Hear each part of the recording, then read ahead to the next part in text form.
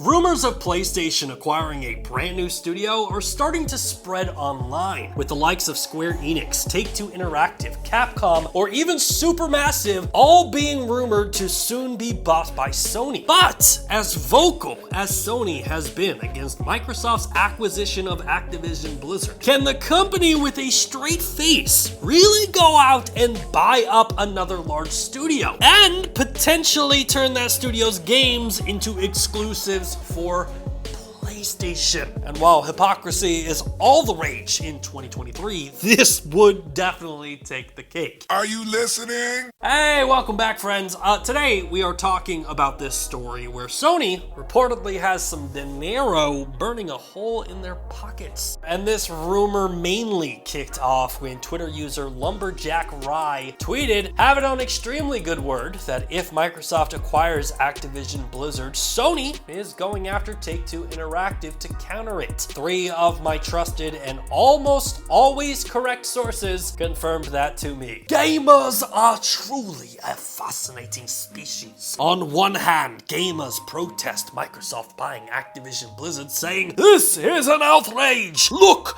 a monopoly!" But then, on the other hand, they are a housewife watching QVC who must purchase everything. Oh, that is a real nice waffle iron, Janet. I know I already have 2 of them, but that one is purple.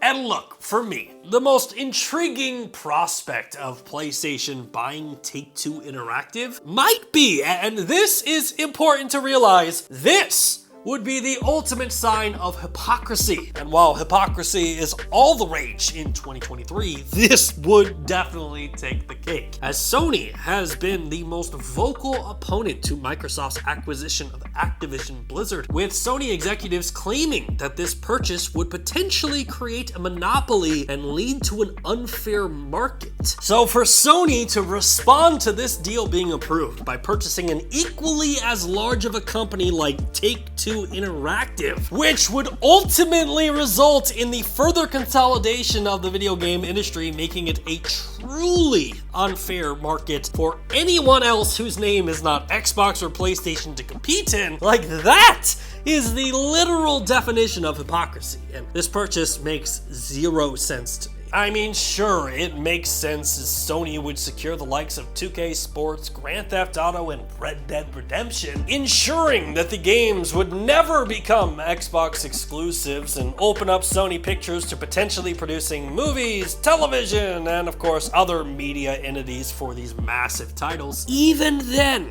when you take all of the fanboying bullshit completely out of this equation, the chances of Sony going through with this acquisition is extremely slim. That being said, stranger things have definitely happened, and Sony is actively out on an investment in acquisition world tour, with Sony telling investors in 2021 that the company would invest $18 billion into strategic investments. And since that date, Sony has acquired video game studios like Housemarque, the team who recently released Returnal, Nixxes Software, Firesprite, Fabric Games, Bluepoint Games, Valkyrie Entertainment, Bungie, Jade Raymond's Haven Studios, Savage Game Studios, along with Sony taking out stakes in other gaming companies like Devolver Digital and From Software. And as of 2023, that investment pool has $5 billion left in it. On top of that, the remaining $5 billion is to be used among all of Sony's divisions, including television, movies, gaming, music, software, hardware, and streaming. And unfortunately, in the case of Lumberjack Rye, Take-Two Interactive currently has a public valuation of $20 billion. Even if PlayStation got to use that final $5 billion for themselves, the likes of Take-Two Interactive, Square Enix, Bandai Namco, Ubisoft, and Capcom are all valued at over $5 billion.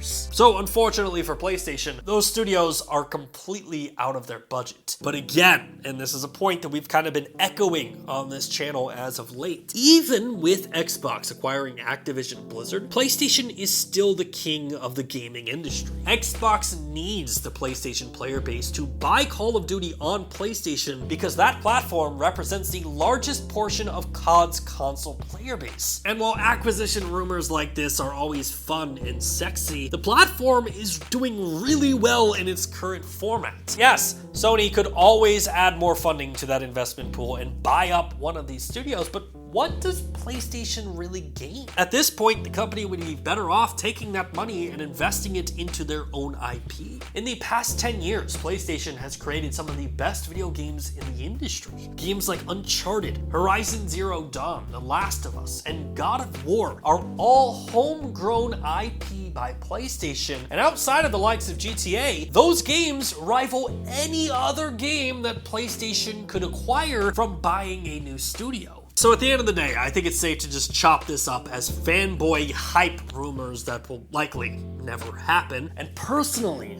once this Activision Blizzard buyout is all done, I hope that this fanboy arms race of "we've gotta own everything" just dies.